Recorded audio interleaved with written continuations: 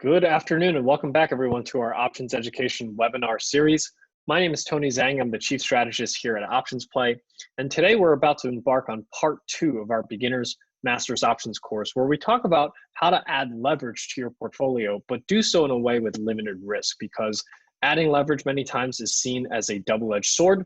And we want to make sure that we are doing everything we can to reduce the risk when we're thinking about adding leverage, because we obviously want leverage if we're correct, but we also want to make sure that we reduce our risk if we're incorrect on our views. So today we're really going to be talking about the application of options. This is building on the first part of our options master course. For those of you that joined us last week, we talked about how to add yield to your portfolio by selling options. Today, we're going to be talking about how to add leverage to your portfolio by buying options, buying calls, buying puts. We'll also explore some of the more advanced strategies. Now, for those of you that are brand new to options play or brand new to options trading, I recommend that you take a look at our first Beginner's Master course, where we talk about the basic principles of call and put options so that you can understand what those contracts mean. Also, we go into what the difference between buying versus selling options are. So for those of you that did participate on those courses, today we're going to focus our attention on applying them to real strategies for your portfolio. So let's go ahead and get started. Now, before I do, just a quick disclaimer: what we're going to discuss here today is purely for educational purposes. It is not a solicitation or recommendation to buy or sell any specific securities. Now, for those of you that are brand new to options trading, if you do not already have access to the Options Play tool, I highly recommend you to sign up. It's completely free of charge to all Canadian residents. It gives you access to the tools that I'll be showing you here today to help you analyze and explore trading options. It also gives you access to educational events such as this, as well as tools that we have developed to give you ideas every single week so that you have strategies that you can implement in your portfolio. And again, that's all free of charge, courtesy of the Montreal Exchange, and you can sign up using the link at your on your screens. Now, before I get started here, I just have a quick poll for the audience here in the room. I just want to get a sense for the experience level that everyone has here with respect to options. So please answer the poll on your screen, whether you're a beginner to options trading, whether you have some experience, or you're an experienced options trader.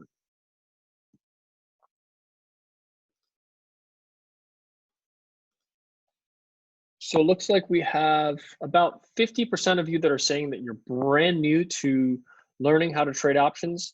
43% of you say that you have some experience trading options, and 7% of you say that you are experienced in options trading. So the vast majority of you are either learning how to trade options or have some experience. So that's perfect. That's exactly what we're here to do, is help you better understand how to utilize these option strategies for your portfolio. So the dominant group here is just learning how to trade options. So that's exactly what this course is designed for. It's for beginners to better understand how you can utilize options in your portfolio. We're going to try to go through as many examples as possible also to show you how to apply this. So today, what we're going to do is we're going to show you, first of all, we're going to start by talking about just a basic understanding between stocks versus options. Since so many of you are brand new to options trading, we want to make sure that we slow down a bit and make sure that you understand the difference between trading stocks versus trading options. There are nuanced differences that are very important in learning. Then we'll talk a little bit about the basic strategies, buying calls and puts. We'll frame this up in terms of comparing it to buying a stock versus buying a call or a put. And then what we'll do is we'll explore some of the more advanced strategies. Now, for those of you that are brand new, you're not likely going to jump into some of these more advanced strategies, but it's important that you know that they exist, because it gives you something to look forward to in terms of your education as you explore how to trade options. And that process many times can take a few weeks to a few months.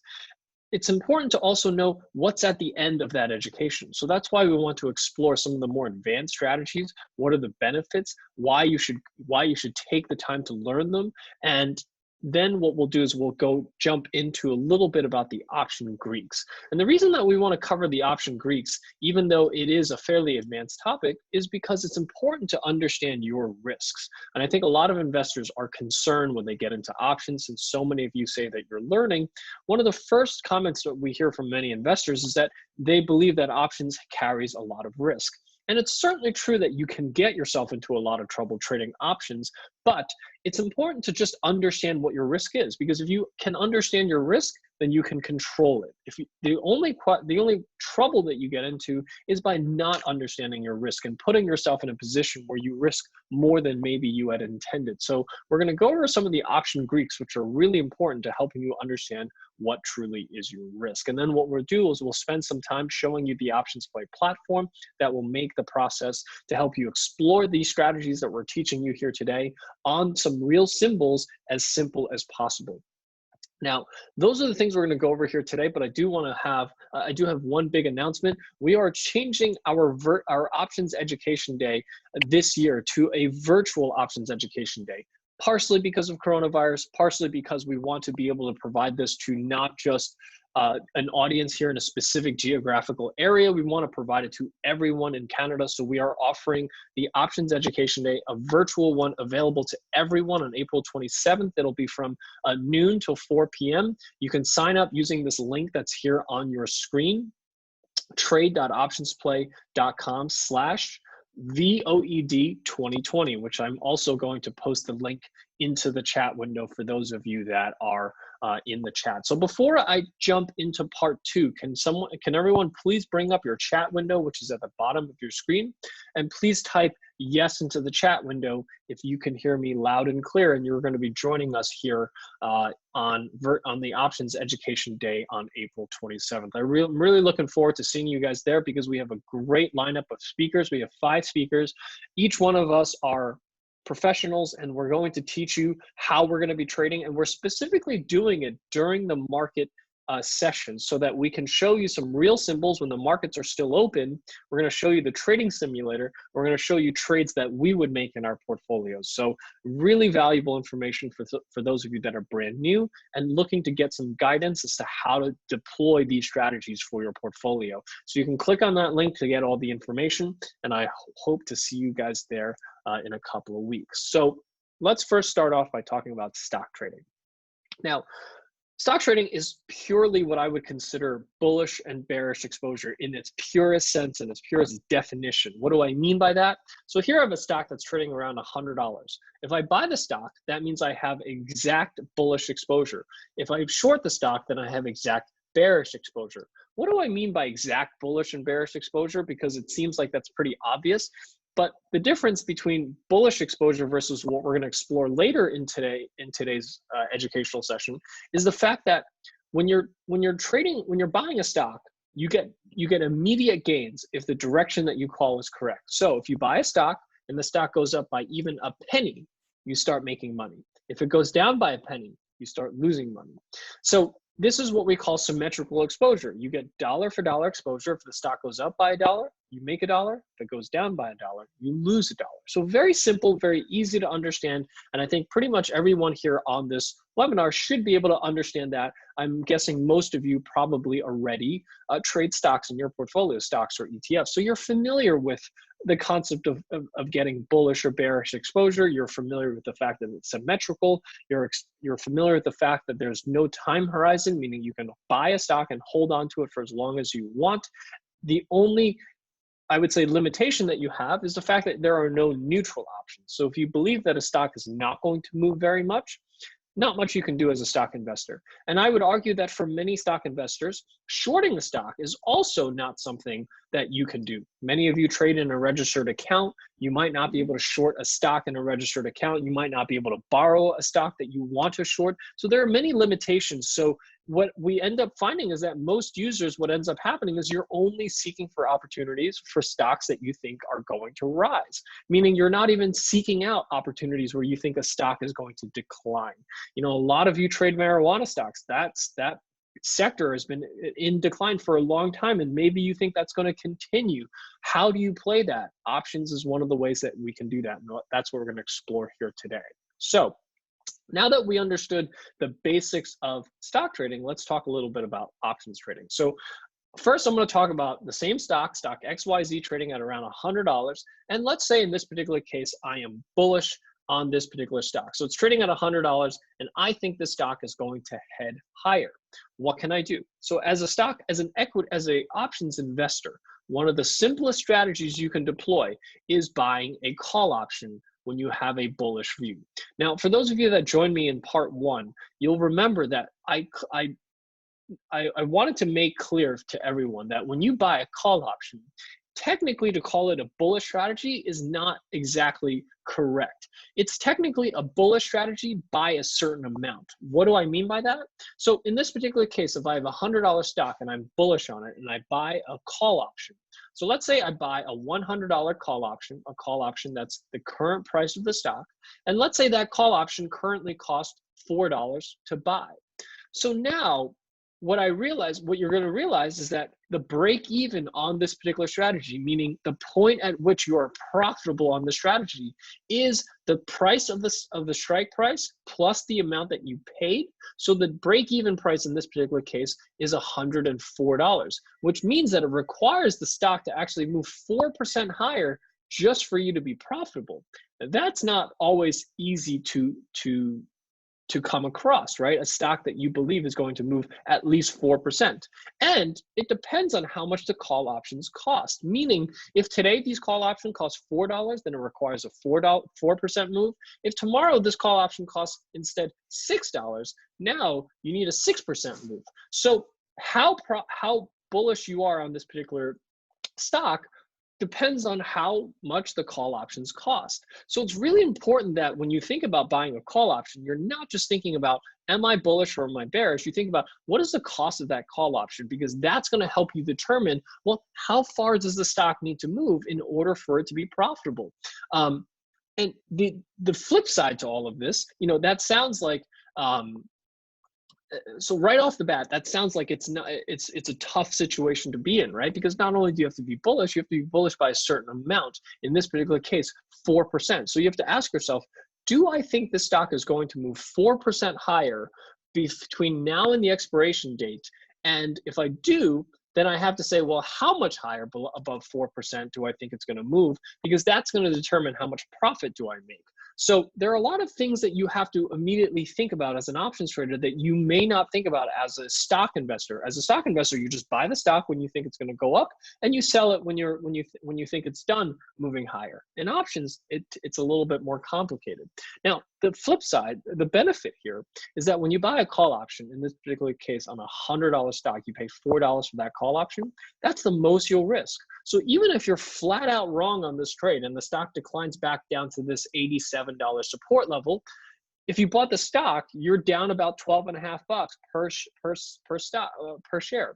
Here, you're only losing $4 per share. No matter what happens, even if the stock goes to zero, you're only risking $4 a share. And that's the limited risk portion of an option strategy, is the fact that no matter what happens, you cannot risk more than what you paid for that call option. On the flip side, if you're correct on the trade and the stock moves up to, let's say, 110 or 120 or 130, no matter how high it goes, you keep making more and more and more money. And when we talk about leverage, how do you get leverage? The leverage is the fact that you're controlling a $100 stock for just $4. That means your implied leverage here is roughly 25 to 1, meaning you're controlling a $100 stock for just $4. And if the stock rallies up to 110, well, how much money do you make as an options investor? You make the 110 minus the $100 call option that you pay. That's a $10 profit minus the $4 that you paid to get into the contract. So you make $6 on that $10 move while risking only $4. So you're looking at about 150% return on your investment when the stock rises just 10%. That's the leverage factor that you get when you're trading options. And we're doing so in a way with limited risk, so that if you're wrong, you're only risking $4.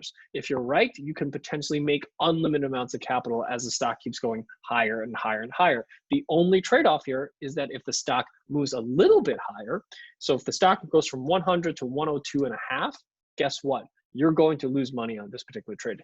Not a whole lot. You're going to lose $1.50, which is the difference between $4 and $2.50.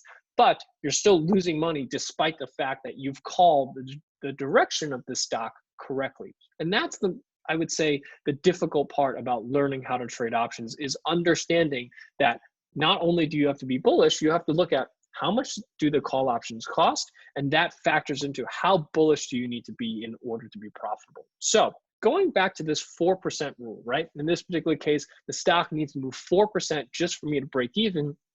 Then you have to go back to the drawing board. You can say, I'm bullish on the stock, but do I think it's going to move 4%, right? And maybe you might say that I think it's going to move maybe 4 or 5%. And if it moves 4 to 5%, you're basically breaking even or making a little bit of money. So in this particular case, if the stock goes from 100 to 105, how much money do you make on this particular call option if the stock goes from 100 to 105? And if anyone has the answer, you can type it into the chat window as to how much money you would make on a call option if the stock expires at 105 at expiration. Richard has the right answer. It's $1, right? So if the stock goes from 100 to 105, you make $1. You're risking $4 to make a single dollar. That's a 25% return on your capital. That's not particularly strong here in this particular case.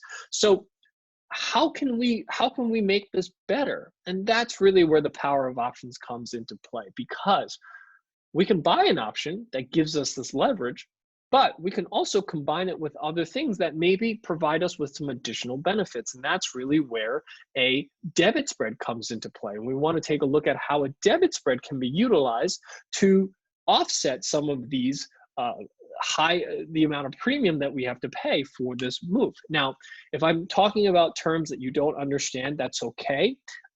Again, the point of this educational event is to show you what you'll actually get if you spend a little bit more time learning how to trade options. I am jumping a little bit ahead, but the goal here is to inspire you and show you, if you spent the time to learn how to trade options, what is at the end of the tunnel. So let's take a look at this. So in this particular case, I have the exact same scenario, stock XYZ trading at $100. I think this stock is going to head higher. So what I'm going to do is I'm going to do the exact same thing I did in the previous slide. I'm going to buy the $100 call option. I'm going to pay $4 for that call option. Now that requires the stock to move 4% just for me to break even. Now, as an experienced options trader, what I'm going to teach you is something that you can utilize that you may not have thought of. And this is really where it's so important to understand the fundamental building blocks of options. And this is something we covered in part 1, because the fundamental building blocks is what we're going to use to construct something that is better for us. In this particular case, I'm going to buy the $100 call option, spend $4 for it. And then what I'm going to do is I'm going to sell a call option against it. Why am I doing that? I'm doing that because when I'm buying that call option, when I buy that $100 call option, I'm paying $4 for unlimited upside, meaning I'm paying $4 so that I can participate if the stock goes all the way to 1,000.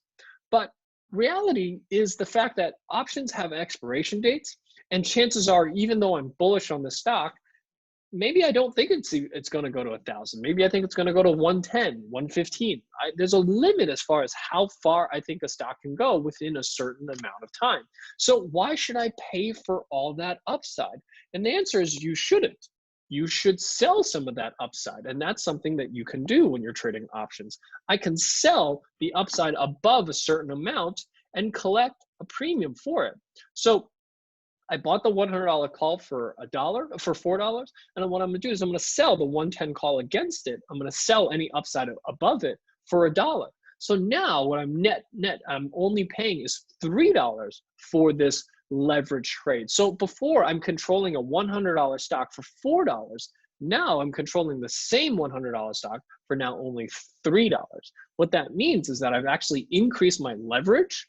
I've decreased my risk, because instead of risking $4 a share, now I'm only risking $3 a share. And I've improved my break even, because now I've paid $3 for this call option. Now the stock only has to move $3 in order for me to be profitable. So in the previous example where we said, if the stock goes from 100 to 105, if you just bought that call option, a bunch of you answered that you would make $1 on that trade. Now let's take a look at this particular trade. If the stock goes from 100 to 105, how much money do I make on my vertical trade? Now, if any one of you have the answer to this, please type them into the chat window as well. Ellen wins this particular round. She says $2. So think about it. Before, what I was doing is I was risking $4 to try to make $1. That's a 25% return if the stock goes from 100 to 105, right? Not a bad, I would say not a bad outcome considering the stock moved 5% and I made 25% return on my investment. But you remember the stock doesn't move anywhere. You're going to lose $4 a share. So you're risking $4 a share. In this particular example, I'm risking $3. And as Ellen said, if the stock goes from 100 to 105, I make $2. How much is that? That's a 66% return. So notice how big of a boost I get from just buying a call option to buying a debit spread. So these are the benefits of why you should consider utilizing a debit spread. They're not suitable for every single trade, but for many trades where you believe that you know that the stock is going to move a certain amount, right? So in this particular case, I'm bullish on stock XYZ. Maybe I think that it's going to go to 110, 112. Maybe there's some resistance there, and I don't think it's going to go much higher above it.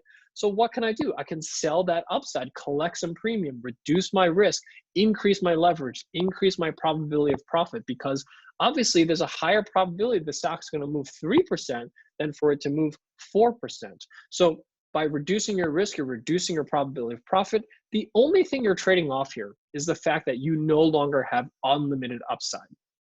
In this particular case, you only have a max reward of $7. The $7 here is a result of the fact that the distance between these two strikes is $10 minus the $3 that are paid for the credit for the trade, and the rest of it is going to be my potential reward. So whenever you're trading a vertical, the distance between the two strikes is the only amount that's at play. Whatever you're paying for it, the rest of it is the potential reward. And whatever your potential reward, the rest of it is your potential risk. So it's really easy to once you understand that the width of the vertical spread, the distance between the two strikes, that's the most amount of money that's at play. So if you're trading a vertical with only $2 wide, then no matter what happens, the max risk or the max reward cannot possibly exceed $2 on that particular trade. So it's fairly easy to understand once you wrap your head around the concept of buying and selling an option at the same time. You're basically putting a bound on the lower end and the upper end of where the stock can trade. If it's on the upper band, then you make the $7. If it's below the lower band, then you lose the $3. And anything in between is a sliding scale between these two strategies. So above 103, you make money up to $7. Below 103, you lose up to $3. So if you can see, this line looks very similar to your stock chart. The only difference between a stock chart and your vertical chart is that the stock chart looks like this versus your vertical chart looks like that. And the stock requires you to put up $100 a share in order to buy that stock. To buy this vertical, you only need $3 a share, and that's the leverage that you get. And that's the limited risk factor that no matter what happens, even if the stock goes below $100, even if it goes to zero, you're only risking $3 a share. So I want to make sure everyone understands that before I move on. So please type 1 into the chat window if this makes sense to you as to why you might want to buy a call option if you're bullish, and what are the advantages to turning that call option into a vertical. Even if you're not familiar with the strategy, even if you've never bought a call option first, I hope that this, at least you understand from a conceptual perspective, and inspires you to continue your options education journey as to how you can utilize options for your portfolio. Okay, so I see a lot of ones and yeses. Great. So I'm going to talk about put options very, very briefly, but it's exactly what I just explained on a call option, but it's the flip side, meaning it's for bearish strategies. So if you have the same $100 stock, maybe you think that this stock has rallied a little too far and you think it's going to head back down to that 87.5 support level. So what can you do? You can buy a put option. In this particular case, I'm buying a $100 put. Let's say I pay $4 for that put option. Again, the exact same numbers. I'm just flipping this on a dime for a bearish strategy. In this particular case, now because I paid $4 for this $100 put option, my break even here is $96 a share. So now it requires a 4% move to the downside in order for this to be profitable. I'm risking the same $4 a share, and my max reward here is also unlimited when you buy a put option. The stock can go all the way down to zero, and I can keep making more and more money on my put option as long as the stock keeps going lower and lower and lower. And the max loss here is just $4 a share if the stock is at $100 or higher. So if I'm bearish on the strategy and instead the stock, instead of moving lower, maybe it moves sideways or moves higher, then at that point, what I do is I lose $4 a share. Even if the stock goes to 130, I'm still only losing $4 a share. Very similar risk profile, or the exact same risk profile as a call option, but for a bearish trade. So that should make sense to everyone, but I'll just do a quick check. If that makes sense to everyone, please type 2 into the chat window as to how the put option is a mirror image of the call option. Okay, perfect. So now let's talk about debit spreads. So, I'm sorry, put debit spreads, which again, mirror image of the call debit spread. The difference here is that I have a bearish view. Now, just like the call option, when I buy a put option, I have to account for the cost of that put. So if the put option costs $4, then the stock needs to move $4 lower in order for it to be profitable. Now, you might say to yourself, when I have a bearish view, maybe I think it'll move $5 lower. So if I pay $4 for that put option, that doesn't leave me with a lot of room in terms of making profits. So, and that is going to be the case that you're going to find with many call or put options that you want to purchase on a stock that you think is going to move higher or lower, is the fact that you might say that the call option or put options are too expensive. And this is a very common problem with respect to trading options. So one of the best ways to offset that problem is to use a vertical spread, which is buying that $100 put option, paying $4 for it, but at the same time selling a put option against it and collecting some credit. Again, because even though I'm bearish on this stock, if you looked at the chart before, it's reasonable for me to say that this stock's going to head back down to 87, maybe 90. I don't think it's reasonable for me to say this stock's going to zero by next month. So because of that, that's why I want to sell a put option against it. Now, if you do think the stock is going to zero, then you would not sell that put option because you don't want to give up any gains below $90. If you are convinced that this $100 stock is in the next month going bankrupt and going to zero, then what you should do is you should simply buy the put option because it gives you unlimited gains to the downside all the way down to zero. And by doing so, what you're doing is you're reducing the cost of the trade from $4 down to $3. You're reducing the risk of the trade down to $3. You're increasing your leverage because now you're controlling the same $100 stock for $3. And what you've done is you've improved your break even. Now, the shift from $4 to $3 doesn't sound like a lot, but that's a reduction in the break-even price by 25%. The stock needs to move 25% less in order for you to be profitable, and that is a fairly significant amount. Same example before. When I showed you when the stock goes from 100 to 105, you've increased your returns from 25% to 66%. The exact same thing happens here on the put option side. So it's so important for you to utilize these types of strategies to maximize your potential leverage. But at the same time, more importantly, this is designed to minimize your risk so that no matter what happens, even if you just flat out get this wrong, the most you're risking is $3 a share. So if that makes sense, everyone, please type 3 into the chat window on your screen. Perfect. Okay, I see a lot of 3s. So now what I want to do is I want to talk a little bit about option Greeks. Option Greeks is something that typically scares off a lot of investors, even experienced options traders. I tend to find that Greeks are a term that's difficult to understand. First of all, they call it Greeks, in a foreign language, right? Something that we're not used to. So right off the bat, that tends to scare off some users. However, actually, one second here. Can everyone still hear me? If you can hear me, please type yes into the chat window. Okay, sorry. So the reason that we're looking at the Greeks is really because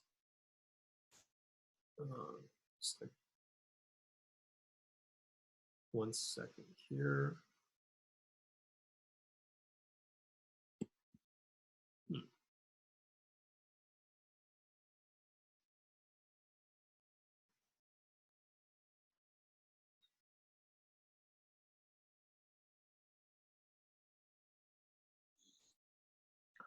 Okay, I should be back now. Does that sound better? Okay, perfect. So the reason we want to look at Greeks is because it's important to understand your risks. Now, I'm teaching you the Greeks not because I need you to learn the math, because that's not the point of this exercise. The math is calculated by most platforms. You don't have to do any of this math that you're going to see on your screen. And I tend to find that that's really where most people get scared from learning the Greeks, is they're thinking, oh, I got to learn math. I got to figure out all these numbers that I don't understand. You don't have to understand any of the numbers. You just have to understand from a conceptual perspective what they mean, because the platforms like Options Play, like your trading platform, they do these calculations for you. So don't be afraid of the math. Okay, so let's first talk about Greeks. I'm sorry, delta. Delta is the most important Greek that you need to understand, because delta is actually what has the largest influence in your option price gaining or losing value as the stock price moves higher or lower. So what delta tells you is how much the option price will gain or lose if the stock goes up by a certain amount. So delta is simply just the ratio of the change in the option price with respect to the change in the stock price. So if you have a stock price of a stock that goes from 100 to 101, if it moves up $1, the delta will tell you how much that call option gains for that same $1 move. So if you're buying a call option and it has a delta of 0.5, that's telling you that if the stock gains $1, your option will gain 50 cents. Now, if you think about the leverage that you get, so in this previous example where I said that if you bought this call option for $4, so that means if the stock goes from 100 to 101, your option will go from $4 to $4.50. So 50-cent increase on your $4 call option is what, 12.5% return when the stock goes 1% higher. So that's how you can ask yourself or define, if I buy this call option and the stock goes up X, how much money do I make? If the stock goes down by X, how much money do I lose? That's why delta is important to understand from the conceptual perspective.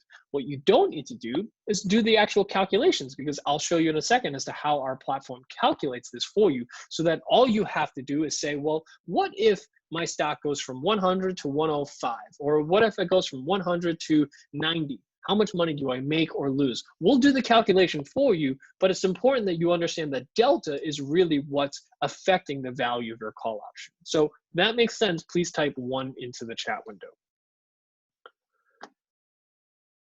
And one of the things I want to show you is that a call option looks like this at expiration, meaning if it goes higher and higher at expiration, you make more and more money. If it goes lower and lower, guess what? You don't lose more and more money. And in this particular example, if in the example that I showed you before, you would lose $4 here no matter how far the stock goes, but the stock keeps going higher and higher, you make more and more money. This is a chart that many of you may have seen with respect to options education. Now, the line here represents the value of the option at expiration, but the value of an option prior to expiration actually looks something like this. Meaning it's a curve. It's not a flat, it's not a jagged line like that. So the value of an option actually looks like that on the day that you buy the option, meaning if the option goes up in value, it goes up at a curve like this. And if it goes down in value, it goes down the curve like this. And this is really how you get what we call leverage with limited risk, because as the value of your option, as the stock keeps going higher and higher and higher, you make more and more money. As the stock goes lower and lower and lower, as you get more and more wrong on your particular trade, you actually lose less money per dollar that the stock goes down. Now that effect, or what we call convexity, for those of you that study calculus or have, I highly recommend for those of you that are interested in understanding more about the Greeks to learn a little bit about calculus. There are some fantastic YouTube videos that I can point you to. But a lot of people ask, well, how do I actually get leverage but have limited risk? And the answer is actually due to what we call gamma. Gamma is the change in delta with respect to the change in the stock price. So before, when I was telling you the delta is 0.5, that is not a static number. Delta does not stay constant.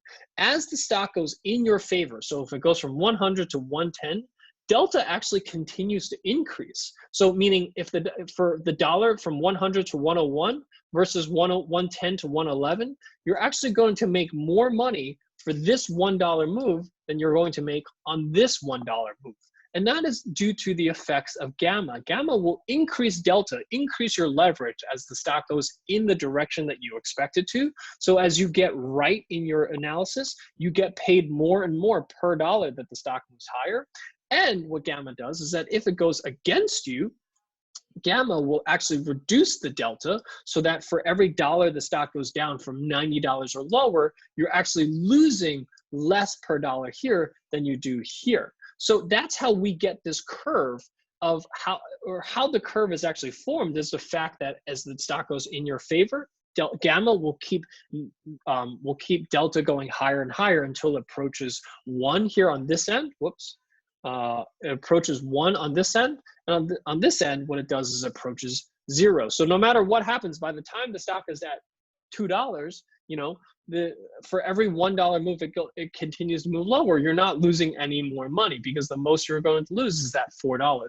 But as the stock keeps going higher and higher, what it does is it approaches $1 for dollar. That's why this line here looks like your stock chart, because as the stock keeps going higher and higher, eventually you just make dollar for dollar, just like the stock. And if it keeps going lower and lower, no matter what happens, the most you'll lose is that $4. That's how you actually get the leverage with the limited risk. It all comes down to gamma. And this is one of the harder concepts to understand. But for those of you that study calculus, delta is the first derivative, gamma is the second derivative. For those of you that don't know what that means, that's okay. This is just for those of you that do understand calculus or maybe want to learn calculus, that might make this concept a little easier to understand. And lastly, theta. Theta tells us how the value of a call or a put option erodes as it approaches expiration. Something we're going to talk quite in depth during the Virtual Options Education Day. I hope that you'll be able to join us for that.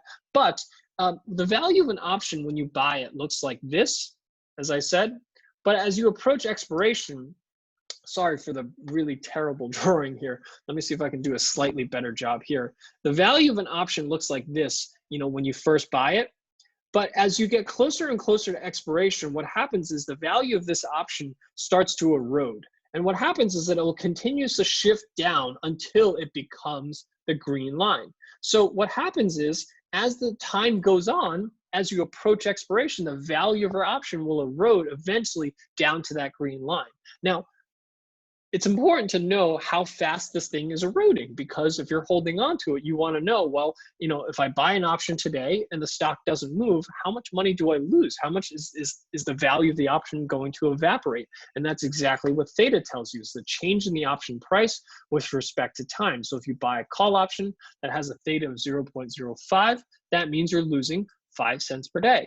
So in this particular example before, if I buy that $4 call option, let's say a week goes by, guess what? Now what I've done is I've lost 35 cents of the $4 call option. So guess what? What I've done is now my option is now worth $3.65, roughly about a 10% decline in the value of my option if I hold on to it for a week. So this is really where you have two factors that you have to pay attention to when you're trading options. The stock needs to go in your direction, and delta and gamma is going to help you on that. But there's another force that's working against you, theta. So theta is what's evaporating the value of your options. So what you need is the stock to move higher at a rate faster than what you're losing to theta, which is going to erode the value of your option. So again, these are concepts that are important to understand. You don't need to know the math. You certainly don't need to do the calculations, but this is just so that you understand the different forces that are at play that affect the value of your option, which is predominantly if the price of the stock moves higher and lower, and time. Those are the two most important Greeks to understand. And you know, I think the better way to think about this is don't think of them as Greeks. Think of them as factors that affect the value of your option. If you think of it that way, I think it's a little easier to understand.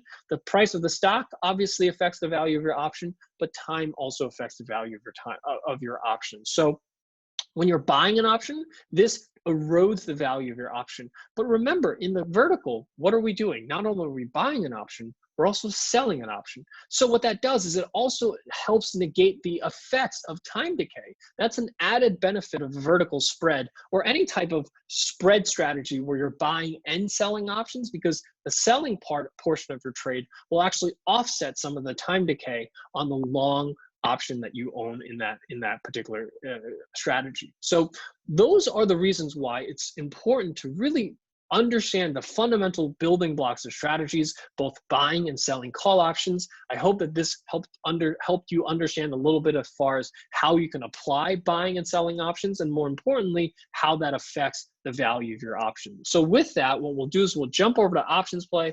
I want to show you some examples. Let's start with some of the banks. I'm going to use BMO, for example.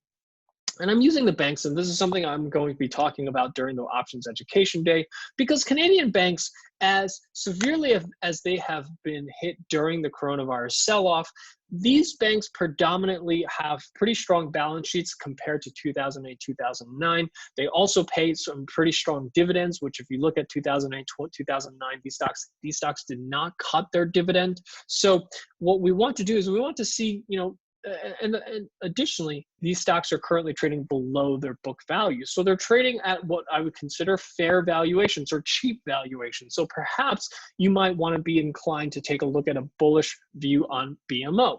Now, again, this is purely for those, that's my personal opinion. This is not a solicitation or a recommendation to go buy BMO. But what I want to do is I want to show you how you can compare different strategies, see them side by side, and see how they compare if BMO was to rise in value over the next couple of months. So BMO is currently trading at roughly $73. I'm going to select I'm bullish so that it'll deploy 3 bullish strategies for me. For those of you that are brand new to options trading, I know many of you are brand new. So what I want to do is I just want to show you, when you're starting out with how to trade options, the road to exploring options, I found to be extremely difficult. And this is one of the reasons why we even started options play, was because when we were looking at the options trading experience for most investors, what we saw is that when you use a screen that looks like this, and let's see if I can find BMO right here. Most of you will start with a screen that looks like this, right? That lists expiration dates, calls on the left, puts on the right, all the strikes down, one screen. Now, when we started this company, we basically said a screen like this makes it very difficult, even for a professional investor, to understand where should we start, what strike should I use, what expiration should I choose, which one should I buy, which one should I sell. Now, as a professional trader, we had to adapt. We had to figure out a way to use these screens to trade. But guess what? It's like handing you a phone book and saying, everything you need is in here, go and figure it out. And we realized that that wasn't the best user experience. And that's why we created Options Play. Not only do we select the strategies for you, we select the expiration dates, we select the strike prices based on the best practices that we teach of these strategies. So all you get to see is the output of that, so that what we do is we compare. When you say I'm bullish on BMO, we'll compare the buying 100 shares of the stock, which is a common strategy for those of you that are equity investors. We'll show you the simple call option. This is the thing that we explored in our first slide, the call option, the bullish strategy, but it requires quite a big move in the underlying stock. And lastly, the call spread, the debit vertical spread that we just talked about here today. So buying 100 shares of the stock will cost you $7,300. Buying a call option will cost you $320. Buying a call spread, $274. Now, before we had a $100 stock, the call option was $4. So you needed the stock to move 4% for it to move higher. Now, here you're paying $3.20 for a $73 stock. So let's just do a little quick math. That requires a 4.3% move to the upside in order for you to make money on BMO. So right off the bat, a little bit more. So you can ask yourself, do I think BMO is going to move 4.3% between now and May 15th? And maybe you think you do. And maybe you say, yeah, I think it'll move 5-6%. So what we want to do is we want to show you how these strategies perform next to each other. So BMO is currently at $72.99. What we're going to do is we're going to use our P&L simulator. This is designed to do those delta, gamma, and theta calculations for you and just give you the output, which is what you want. Because you're going to say to yourself, BMO's trading at 73. Maybe I think it's going to fill this gap and get back up to maybe that $84 level, or maybe 82.5. Whatever type of analysis that you do, whether you use technical, fundamental, statistical, however you arrive at your views on the markets and you arrive at your target prices, you can plug those in. So let's say I think the stock's going to go to, let's say $80 for argument's sake, just for now, right? So I think it's going to move $7 to the upside to $80. What I'll show you is that if I bought the stock, I'd make a 9.5% return, which is pretty good for a month and a half, right? Between now and May 15th. But if I bought the May options, I'm looking at 150% return. So I'm going from 10% to 150% return because I'm controlling a $73 stock for just $3.20. So 100 shares of that stock, $320. If the stock goes up to $80, I'm making $480 profit, which is 150% return. But notice here on the right-hand side, what I'm doing here is I'm still buying the $72 call option, just like we explored in the call vertical example. But what I'm doing is I'm selling an $80 call against it. So I'm paying $3.20 for the long call. And then what I'm doing is I'm selling an $80 call against it for 46 cents. That's roughly a little over 10% of the total risk that I'm taking here. Here I'm risking $320. Here I'm risking $274. So I've reduced my risk by about 15% here or so, a little less than that, 12, 13%. And guess what? When I reduce my risk by 12 to 13%, when I reduce my capital outlay to get into this trade, what happens is I've improved my break-even price from $75.20 to $74.74. Not a whole lot. Doesn't sound like sound like a big difference here. It's about 40 cents here or so. So 40 cents on a $73 stock doesn't sound like a lot, but let's see what that actually does here. So if the stock goes to $80, now, because I only put $274 into this trade, now if the stock goes up to $80, I make a $526 profit, which is 191% return on my trade. So not only did I reduce my risk by 13%, I've increased my leverage, which increases my potential reward. And that's exactly why when you have a trade like BMO, where, this is a large cap stock, this is unlikely going to hit 100 by next week or by May 15th. These are the types of strategies that you might want to use a vertical spread for. But many times the larger cap names are very suitable for this because the larger cap names are unlikely to jump 25% overnight, unlike if you're trading a marijuana stock where you do potentially see some very, very large gains. And so in this particular case, let's say the stock goes to $90. Let's say the stock makes a massive jump to the upside. That's where you can see this call option gives me a 466% return because a call option does not limit the amount of capital the amount of profits I can make on this particular trade. Versus the vertical, I do have limited capital. I do have limited gains. So I'm limited to that 191% return on this particular trade. So chances are of that happening relatively low, and you can use this P&L simulator to see where does this actually shift. And it looks like it's around 81.20 or so. So you can ask yourself, do I think the stock's going to be above 81.20? If the answer is yes, then you want to buy this call option. If the answer is no, buy the call spread. So this tool is really designed from the ground up to make this as easy as possible for you to type in any stock, select I'm bullish or I'm bearish. So let's take a look at a bearish trade. I'm going to look at Canopy. Now, Canopy certainly has held up relatively well for all of the marijuana stocks, but certainly still fairly weak, generated a sell signal today. So let's just take, for argument's sake, a bearish view on marijuana. Looking at some of the trends in marijuana stocks certainly is not particularly encouraging. Again, this is not a recommendation or even an opinion that I think the stock is going to move lower, but I'm just going to use this as a potential bearish example. So if you believe the stock's going to go lower, as an equity investor, you can say, I'm going to short the stock. Now, I bet shorting Canopy Growth is not a cheap stock to borrow. It's going to be fairly expensive, but let's just say that doesn't apply here. But I short sell 100 shares of the stock.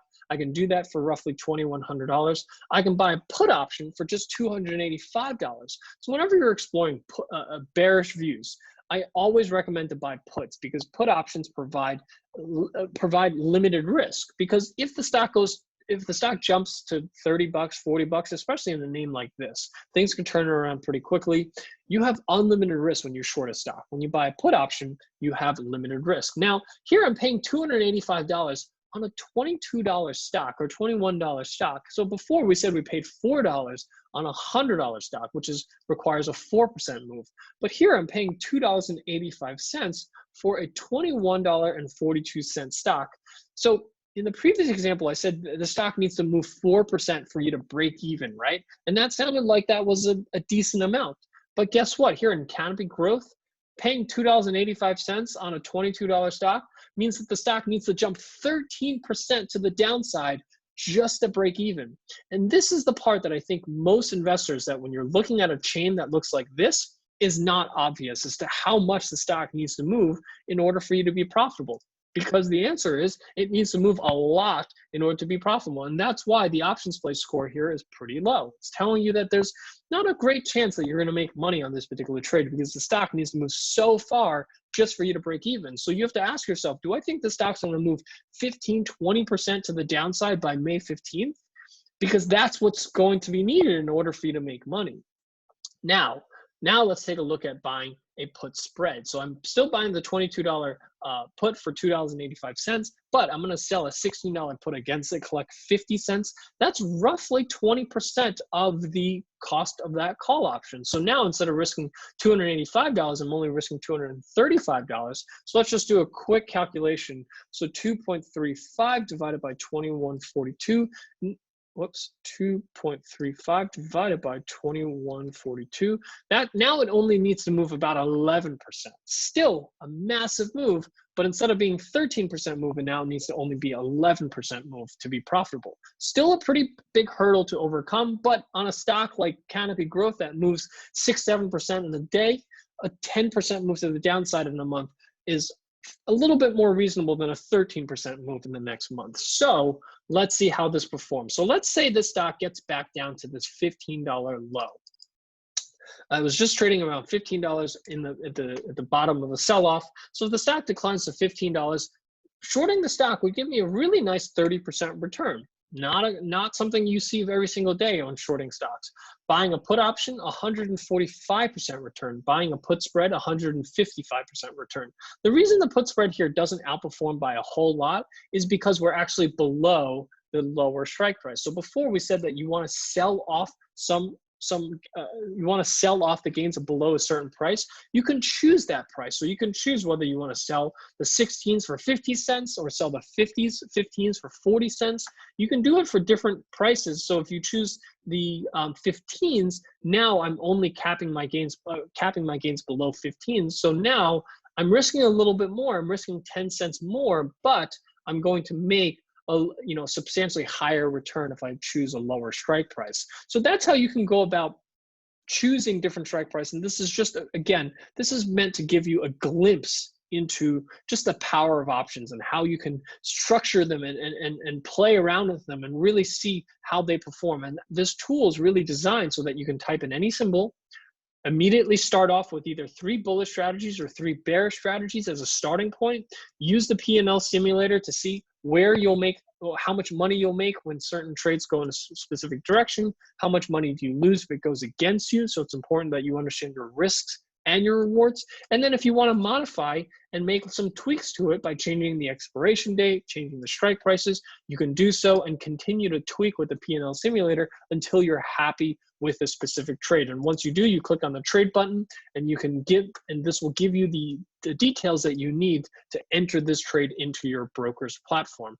If you're just trading a put option, single leg, it'll show you how to enter that trade into your brokerage platform as well. So with that, that covers what I want to discuss with you here today. Again, I hope that this was useful in helping you better understand the value of options and how they can be utilized in your portfolio, and more importantly, show you what are the downsides as well? Because it's important that you also understand, this is not just a magical contract that gives you leverage with limited risk. It also requires you to have a significantly bullish or bearish view on a stock before you can deploy it. So it's really important that you understand these particular factors. So just a quick summary before we move on. Buying calls and puts provide leverage with limited risk, but it requires a bullish or bearish exposure, but requires a big move in the underlying stock price in order to be profitable. So the leverage with limited risk comes at a price, and that price is that it requires a big move. Now, you can reduce that big move, how big of a move the stock needs to, by using a debit spread, because this reduces the risk. It increases your leverage and increases your probability of profit on the particular trade. Now, whenever you're buying these options, whether you're buying a call or a put or a debit spread, you generally want to choose expirations that are at least 1 to 2 months from expiration. This all comes down to theta, time decay. You want to reduce your time decay by reducing the amount of time that you're going out. And lastly, whenever you're buying a call or a put or a debit spread, generally speaking, you want to close these trades before expiration. You generally do not want to hold these trades into expiration because of time decay.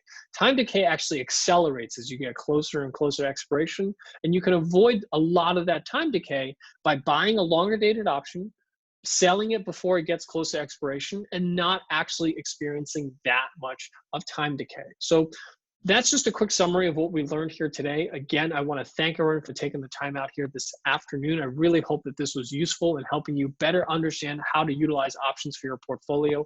And just a quick reminder, again, for those of you that have not signed up for Options Play and have access to this tool, you can sign up using this link here on your screen here. So with that, what I'll do is I have a few minutes to try to answer some questions here. If you have any questions, please type them into the chat window. Let's take a look here. Wendy, thank you so much. I really appreciate it. Preet, thank you so much as well. Let's see. So there's been some questions about what happens if the stock goes above that strike price, meaning in this call option, what happens if the stock goes from 100 to, let's say, 115, right? There's a couple of questions about, does the stock get called away? The answer is you don't own the stock. You don't own the stock, so there's no stock to be called away. The two offset each other, right? So if you get called the stock away, what you can do is you can just exercise. So if in this particular case, the stock goes above 110 and the stock gets called away, quote unquote, called away, what you do is you just exercise your $100 call and deliver it. So the two are always offsetting to each other. And that's why these verticals, you don't have to worry about assignment risk or anything like that, because the two always offset each other. If the stock is at the lower end and you end up with the stock, you can exercise the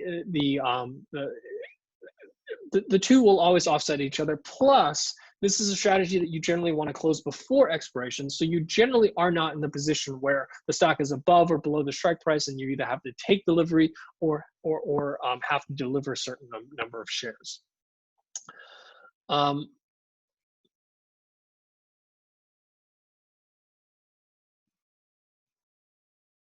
So a few people commented as to, the fact that when you buy a put option, it's not technically unlimited, and that's true. But I call it unlimited because the stock needs to go to zero in order for you to realize the profit potential, and you're limited beyond because the stock price can't go negative. So you're absolutely right from a technical perspective, but generally speaking, we consider this as unlimited gains because you make more and more money as long as the stock keeps going lower and lower all the way to zero. So let's see. How's the options play score calculated? The options play score, actually the inspiration from the options play score came from poker players. Poker players think very similar to options traders from the perspective of every single hand that you get dealt, there's a probability of you winning that hand, and you have a certain amount of money at risk to continue playing that hand. So you can calculate what is your potential risk reward against the probability of winning, and poker players calculate that. And as long as the odds are in their favor, they continue to play. As soon as the odds are stacked against them, they fold. At least that's how you play poker from a statistical perspective. And that's exactly how we're approaching options, because each strategy has a risk to reward, a potential max risk, a potential max reward, and a probability of success. So what we do is we're applying those exact same principles to how we're calculating risk and reward, and that's how we get the options play score, telling you if the edge is in your favor or if it's against you. So in the trade like lead, when you're buying a call option for a put option for $2.85, that's telling you the edge is against you, because the chances of the stock moving that 13% for you to make money on this particular trade certainly is possible, but fairly low. So you're better off in this particular case folding or not taking on that trade. Why May options are selected and not June? So we always default to options that are closest to 45 days away. Many times I don't even think this necessarily has a June option. As you can see, the next one is July. So that's a little too far out, and that's why we default to May here. Betas are completely different. You're absolutely right. Not trying to compare BMO with weed, but I just wanted to show you to think about the next time you buy a call option or a put option. Think of it in percentage terms of the underlying stock price. You're always going to pay a substantially higher premium on a name like Canopy than you do for BMO, but it's a good indicator to have. So remember, today it costs 13% to buy a put option on weed.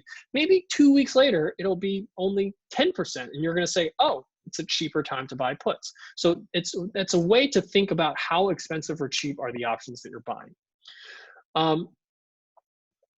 Volatility has been an important thing the last few months. Absolutely, no doubt about that. Michelle is saying, when you choose a spread, are you obligated to keep the option contract until expiration? No, you are not. You can, for any option, this doesn't matter whether you're trading a spread, a single leg, doesn't matter what option you trade. You always have the option to close the trade before expiration.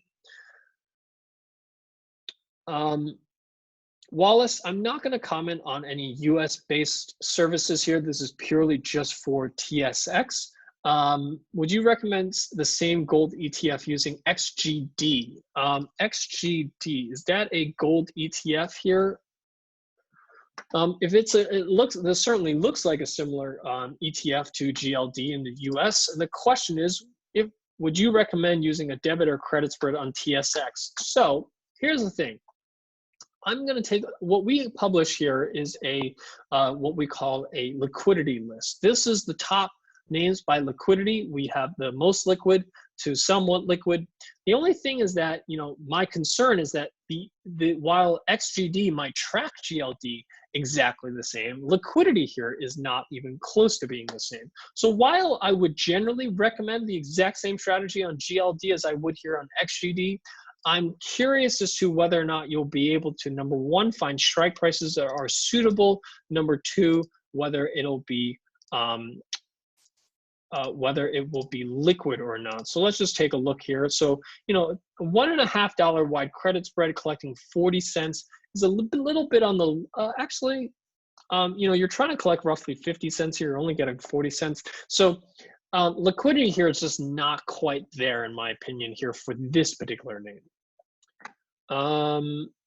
What do you think your opinion, when do you think you will see bullish trends, say BMO in our example? So, this is purely just my opinion. Again, as I said before, these banks, I think, have a pretty strong, these banks do have a strong balance sheet.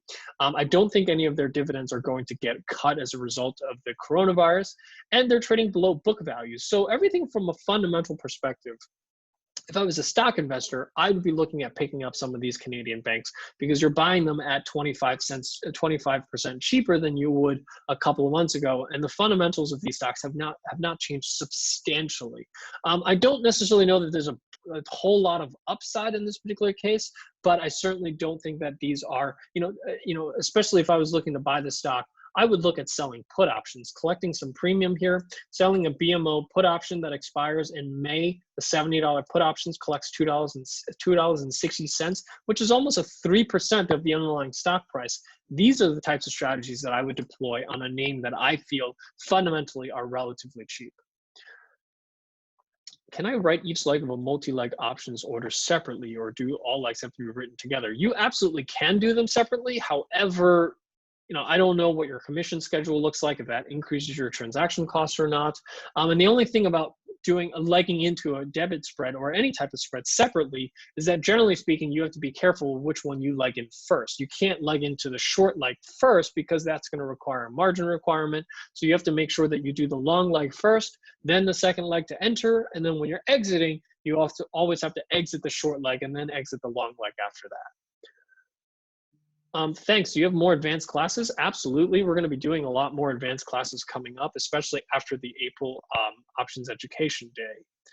Please, the link for the calculus. Great question. So there's a great YouTube channel called 3 Blue, 1 Brown, I think. One second. Let's see. 3 Blue, 1 Brown. This guy's a mathematician. I think he does a fantastic job of exploring derivatives. He has a video here on his YouTube channel, The Essence of Calculus. This is a great refresher on understanding derivatives and slopes. Once you understand that, it'll make the understanding of delta and gamma a lot easier, in my opinion. Claude, you're very welcome. So I think that learning something like The Essence of Calculus, this video that he has, is a great primer on understanding more about the Greeks.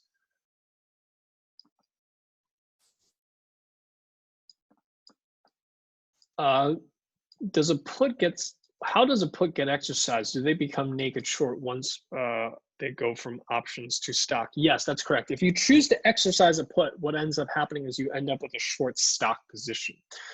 I don't know a lot of people that do that. Generally speaking, you buy a put option just to try to sell it at a higher price and make that profit and let that go. But you can exercise that put and end up with a short stock position. Upon exercising the $100 call, you're exercising your right to buy the stock at $100. Wouldn't you have to take possession of the stock and turn around and sell at a higher price, or is it done automatically upon expiration? Trevor, I'm not exactly sure of the scenario that you're referring to. If you exercise your $100 call option, then you own the stock at $100, regardless of where the stock is currently trading. However, in a vertical, like I said, rarely will you hold the trade vertical like that or a call option to expiration and exercise it. Again, I would say the number of people that buy a call option and exercise it is probably 5%. Very rarely do you see people actually exercising calls and puts. They're simply a vehicle to speculate on a bullish or bearish view. You buy a call option for $4. The goal is to try to sell it for $8 and make the $4 profit. The goal, generally speaking, is not to own the stock. If you want to own the stock, I think you're better off selling the put option, collecting $206 to do so, and then you obligate yourself to buy the stock at a lower price, here in this particular case, $70. So that was what we covered last week. Part 1, adding yield to your portfolio, selling cash secured puts. Very highly recommended strategy if you're trying to acquire a stock.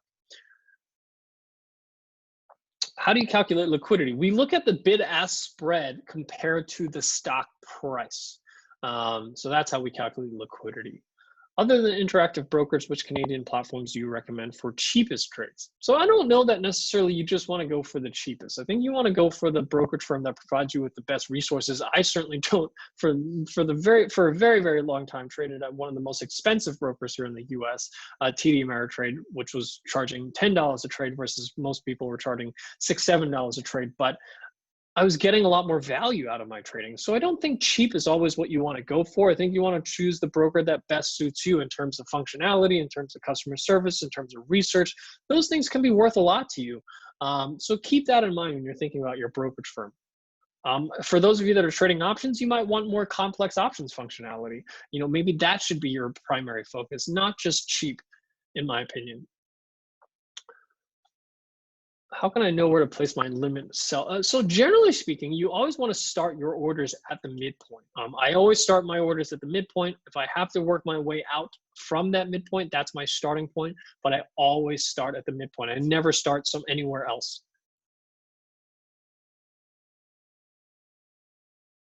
How to use the Greeks to trade options. You don't use the Greeks to trade options. You use the Greeks occasionally to pick strike prices. Many times you use delta to pick a specific strike price, but you never use the Greeks to trade options. Unless you're a market maker, you're really not using the Greeks. The Greeks are really there for you to understand risk. And again, we do so using the P&L simulator. What we're doing is we're actually calculating using delta, using the price slider. We're calculating theta using the time slider. We're calculating the vega using the volatility slider. So you're not using it to trade per se, you're using it to calculate risk and potential reward. Can we determine the liquidity and bid-ask spreads in Canadian option chains? Absolutely, you certainly can see. So for example, this $71 May call option is trading at 310 by 330. That's a 20-cent spread. So what we're doing here is we're saying 0.2 divided by 73 bucks. So then the spread here in this particular case is 0.27%. So you're paying 2.27% of the underlying stock price to buy this call option. That's how we're calculating the spread here.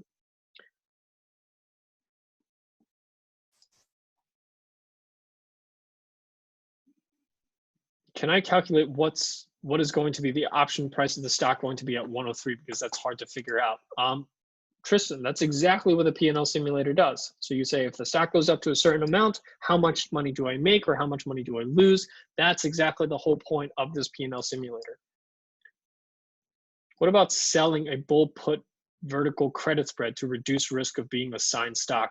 So a bull put vertical credit spread increases your risk of assignment. So, you know, in this particular case, my risk of assignment is pretty low because the stock has to go above 80 for my risk of assignment. If I sell a bull put spread, my risk of assignment is significantly higher because I'm selling a $74 put. As long as the stock's below $74, I'm going to be at risk of assignment. So much higher risk of assignment on a credit spread than on a debit spread. Is there a video on the behavior of Greeks? Great question. I don't know of one, but I'll search for one and see if I can find one. If you don't mind, send me an email at info@optionsplay.com.